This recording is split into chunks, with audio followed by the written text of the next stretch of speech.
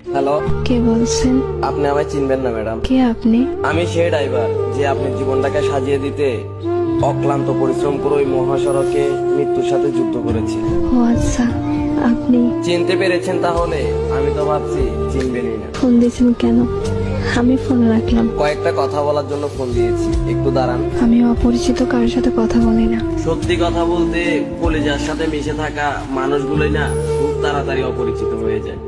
তো তো আর কিছু না, শুনলাম কাল নাকি আপনার বিয়ে। বিয়ের কথা জানেন, তাহলে এখন বলতেছেন কেন?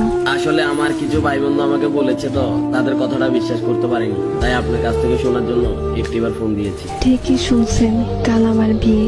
কি বলবেন তাড়াতাড়ি বলেন। আর কিছুই বলার নেই, শুধু একটাই প্রশ্ন, আমার কি দোষ ছিল?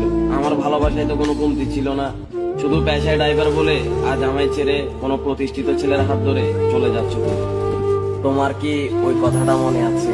কি কথা? তোমায় না বলেছিলাম আমি পেশায় ড্রাইভার বলে কোনো একদিন আমায় ছেড়ে কোনো এক প্রতিষ্ঠিত ছেলের হাত ধরে চলে যাবা? সেদিন তুমি বলেছিলে কখনোই না। দেখছো, আজ আমার কথাটাই সত্যি হয়ে গেল।